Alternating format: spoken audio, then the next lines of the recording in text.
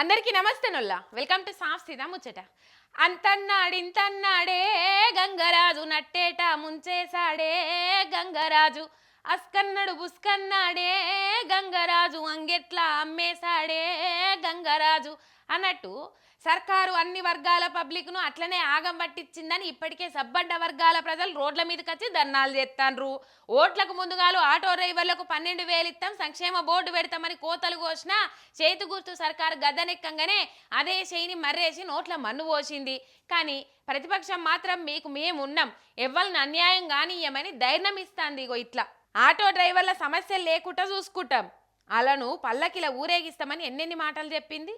కానీ ఓడెక్కినాక ఓడమల్లన్న, ఒడ్డెక్కినాక బోడమల్లన్న అన్నట్టు మొండి చేయి చూయించిండ్రు. మాకు ఇచ్చిన హామీలు ఏమైనాయి అని రోడ్డు ఎక్కుతానేమో ఏడికాడ నిర్బంధాలు చేసి పోలీస్ స్టేషన్లు వేయబట్టే, మాదేమో ప్రజాప్రభుత్వం అని చెప్పబట్టే, తీరా చూస్తే రోడ్డెక్కిన పబ్లిక్ను అరెస్టులు చేయబట్టే ఇవాళ ఆటో డ్రైవర్లంతా మా సమస్యలు పరిష్కరించాలని ఏడికాడ రోడ్డు ఎక్కుతే ఎక్కడోళ్ళని అక్కడ పోలీసు బండ్లు ఎక్కించి టౌన్లలో పెట్టింది సర్కారు. మరి వాళ్ళు అడుగుతుందేంది, మీరు ఇచ్చిన మాటలే అమలు చేయమంటారు. అభయహస్తం మేనిఫెస్టోలో ప్రతి ఆటో డ్రైవర్కు ఏడాదికి 12,000 ఆర్థిక సాయం చేస్తామన్నారు. ఆటో డ్రైవర్లకు సంక్షేమ బోర్డు ఏర్పాటు చేస్తామంటిరి, సామాజిక భద్రత కల్పిస్తామంటిరి. ఏడాది పొద్దాయే అవన్నీ ఏడబోయినాయి.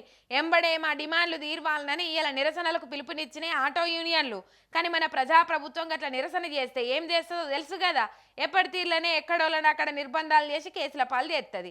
వాళ్ళందరికీ మళ్ళీ ప్రతిపక్షమే దిక్కైంది. హరీష్ సార్ తానుకొచ్చి మొరబెట్టుకుంటే ఎవ్వరు ధైర్యం చెడొద్దు, మీకు మేమున్నాం, మీ తరపున మేం కొట్లాడతాం, మీకు న్యాయం అయ్యేటట్టు చేస్తామని మాట ఇచ్చిండు హరీష్ సారు. అటు కేటీఆర్ సార్ను కూడా కలిసి ఆటో యూనియన్లంతా మద్దతు కోరినాయి. తప్పకుండా మీ వెనకపంటి నిలబడి మేము కొట్లాడతామని చెప్పుకొచ్చిండు సారు. ఇట్లా కష్టం వచ్చిన ఎవ్వలైనా అధికార పట్టుల తానికి కాకుండా ప్రతిపక్షం వాకిట్ల ముందు నిలబడి గోసలు చెప్పుకుంటుర్రంటేనే సర్కారు సమర్థత ఏ తీరులుందో అర్థం చేసుకోవచ్చు మనందరం.